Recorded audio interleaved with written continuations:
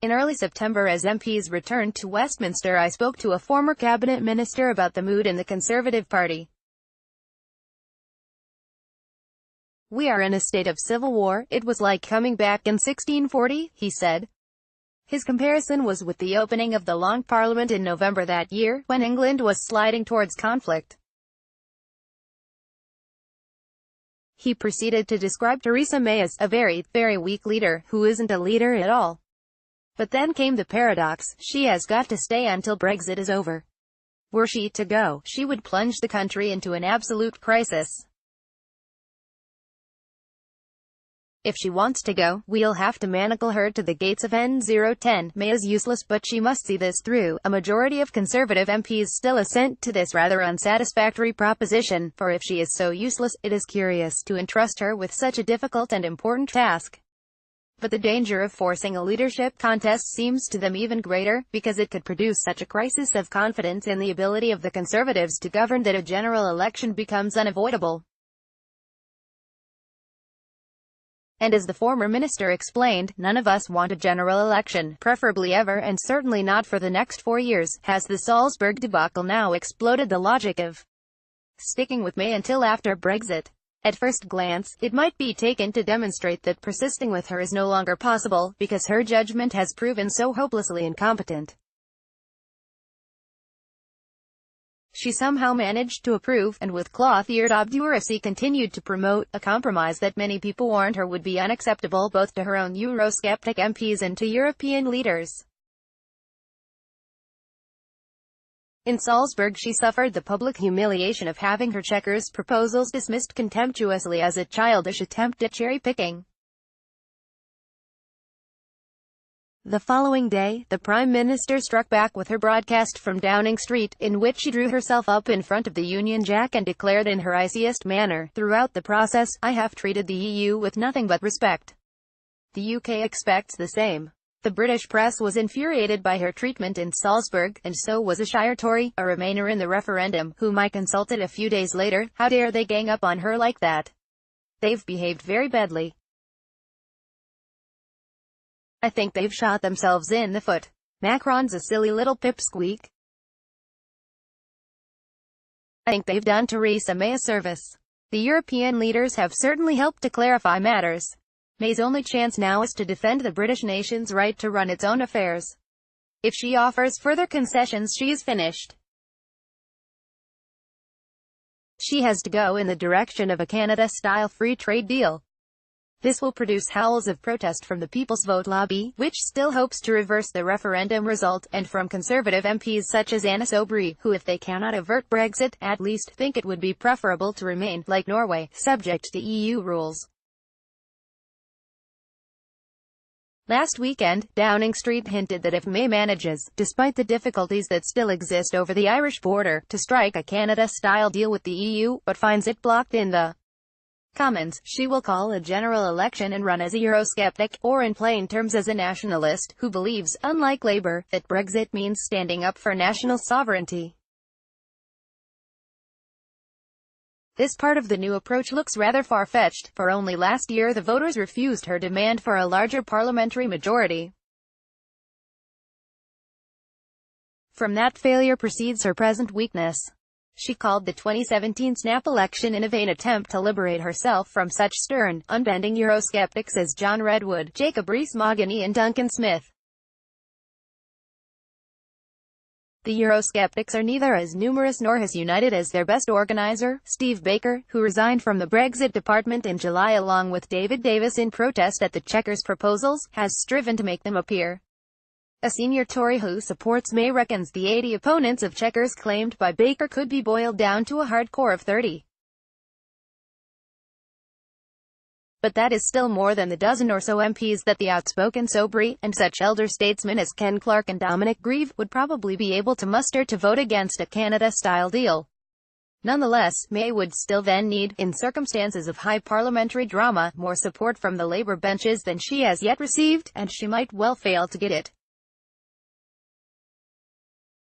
In such circumstances, some senior Tories believe Parliament will take over on this issue, with the Speaker happy to facilitate this increase in the power of the Commons, and MPs on both sides concerting a series of motions on which they can agree. Suchuka Umana will work with Dominic Grieve, and Frank Field with Jacob Rees-Mogg.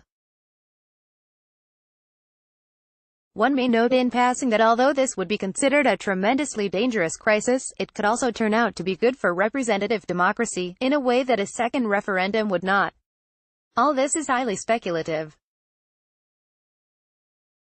But what already exists, and is known to exist, it is the threat that May will seek Labour votes in order to defeat her own die-hard opponents, whichever wing of her divided party they come from. Before Salzburg, Baker warned that if the government tries to push a Brexit deal through the Commons on the back of Labour votes, the Tory party will suffer the catastrophic split which thus far we have managed to avoid.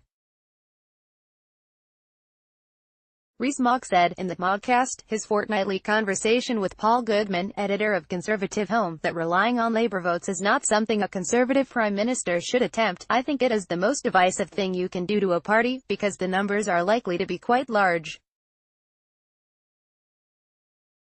It's not going to be 2 or 3 Labour MPs, it's going to be a large number, ********. The comparison most often reached for in these circumstances is with Robert Peel, who did more than anyone else to create the modern Conservative Party, and in 1846 split it by defying his own backbenchers in order to get the repeal of the Corn Laws through with the help of opposition votes.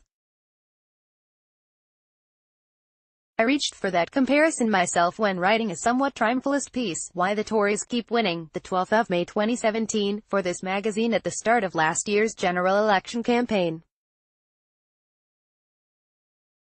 But Rees-Mogg and Goodman also looked at the more recent example of the early 1970s, when Ted Heath won a parliamentary vote to take Britain into the common market with the help of a substantial group of Labour MPs led by Roy Jenkins.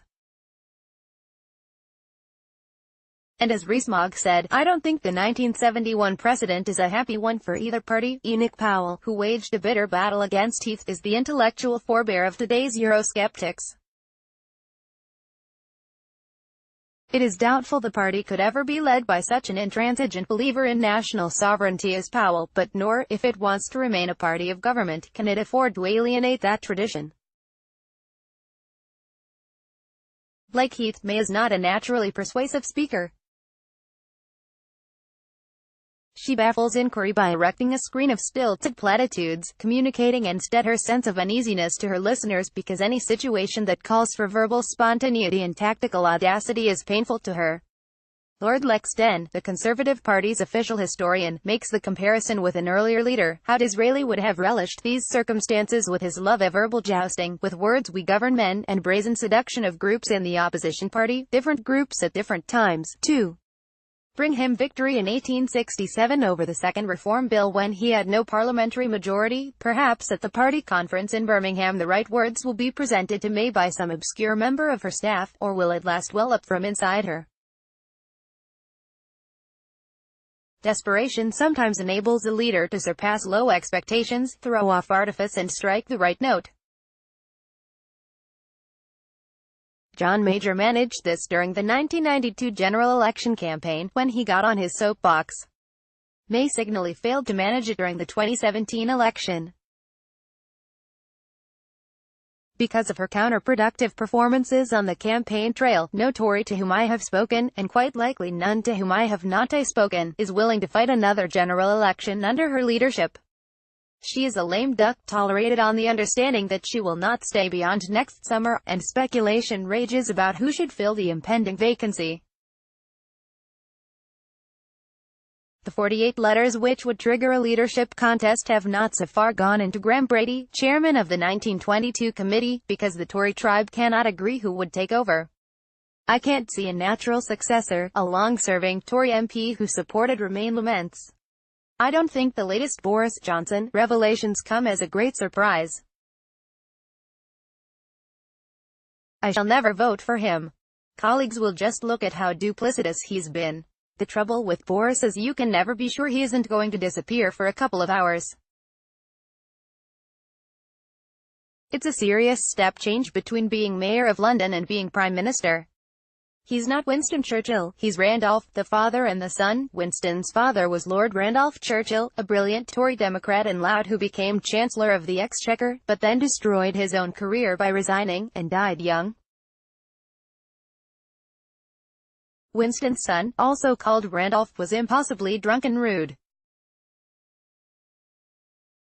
The MP ran through the rest of the cabinet, dismissed the brilliantly able and amusing Michael Gove as tainted, and could see no potential leaders except for Sajid Javid, depending on how he performs as Home Secretary. Jeremy Hunt, always a possibility, and Penny Mordaunt, I'm always impressed by her. Javid supporters point out that as the son of an immigrant who arrived in this country with £1, he has a wonderful backstory, but concede he has not yet demonstrated an ability to connect with the wider public. Hunt, who has been Foreign Secretary for less than 3 months, had just been tipped, indeed commended, to me by another Tory MP who had previously observed him at close quarters and concluded that he is a minister of great ability. But although an admirer of Hunt's performance at the Department of Health, this observer thought it necessary that more time should elapse between that unpopular role, which included winning a bitter dispute with the junior doctors, and the prime ministership. Mordaunt is an unknown quantity, which in leadership elections can be an advantage if one is put up to stop someone who is a known quantity. For example, John Major defeating Michael Heseltine in 1990. I cannot help admiring Mordaunt's courage, having been summoned one evening by my children, Dad, there's a Tory MP on the telly, and watched her, not once but twice, do a belly flop after diving backwards off a very high board. George Freeman, who entered the Commons in 2010, and used to chair May's policy board, has said the Prime Minister should stand down next March, the moment Brexit has occurred, and make way for a new generation.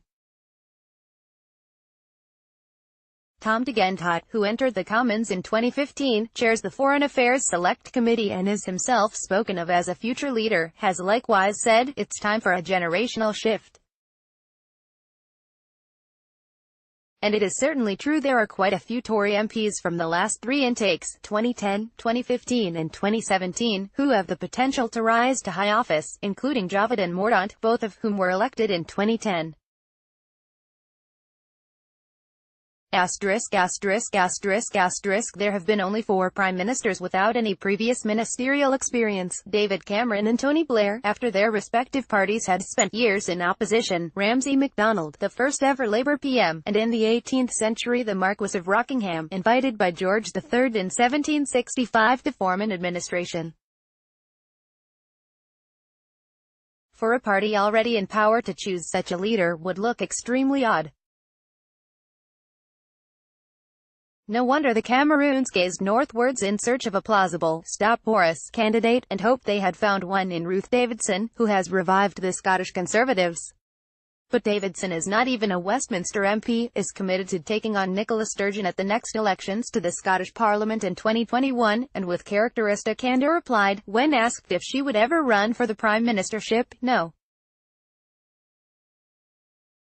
I value my relationship and my mental health too much for it. I will not be a candidate. It is worth adding that as a robust Remain campaigner during the EU referendum, she inspired a good deal of irritation among Tory Eurosceptics, and would be unlikely to receive from them an enthusiastic welcome. Johnny Mercer, who served 3 tours in Afghanistan with 29 Commando before capturing the Labour seat of Plymouth Moorview at the 2015 general election, said when I interviewed him before Salzburg that he regards the Chequers plan as the worst of all worlds. It's totally in character with this current administration, i.e. it's right in the middle, it doesn't commit either way really, and you look at things like the alignment on goods, that's insane, isn't it? It's absolutely insane. To hold the referendum, and not to deliver that, but crucially not to be seen to deliver that, would mean wilderness for the Conservatives for quite some time. He voted Remain, but a majority of his constituents were for Leave, and it has their views which he considers himself obliged to put first. Here is a problem with which both main parties must wrestle, namely how to avoid being accused of betraying the EU referendum result. As Mercer puts it, I have a problem with Chequers because people in Plymouth have a problem with Chequers. In vain William Hague, a former party leader and foreign secretary, warned that everyone in Parliament who is enjoying making categoric statements about being against Chequers or against no deal is now loading the revolver for a game of Russian roulette, with a lot more than Brexit's at stake. Tory Remainers who, like Mercer, won marginal seats from Labour, are acutely aware of the precariousness of their constituents' support, and are often particularly worried that May, by seeming to dither and play for time during the Brexit negotiations, has created a fatal impression of weakness. A Conservative MP who calls himself a reluctant Remainer volunteered to me his total loss of faith in May. I think Boris is the last roll of the dice between us winning and losing the next election, deep in one of the English shires, an elderly Tory member told me. Never have I felt so alienated from the Tory establishment. He complained that he can get no sense out of his MP, and said he would like Johnson to take over.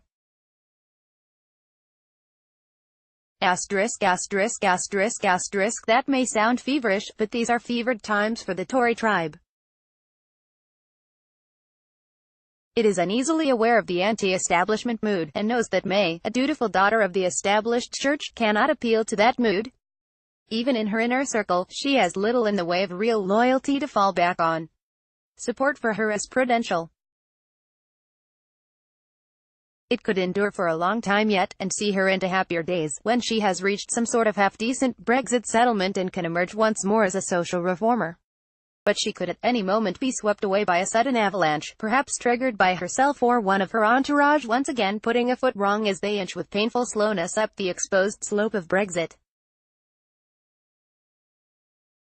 With brutal suddenness, the most quick-witted of her cabinet colleagues, a group that includes Gove, Javid, Dominic Raab and Matt Hancock, could then decide the time has come to cut the rope attaching them to their leader. For Theresa May the game would be up, and what happened next would depend on the timing as much as on the personalities. Tory MPs have the task of whittling down the leadership contenders to the final two, who are put before the party membership for its decision. No less an authority than Michael Heseltine has recently said of Boris Johnson that he finds it difficult to think of two names to send that don't include him. Who then will be the Stop Johnson candidate around whom the party establishment, including the remnants of the Cameroons, will endeavour to unite? None of the above is not a good enough answer to that question, for unless confronted by a serious opponent, Johnson will romp to victory. The author's most recent book is Gimson's Prime Minister's Brief Lives from Walpole to May, square peg, £10.99.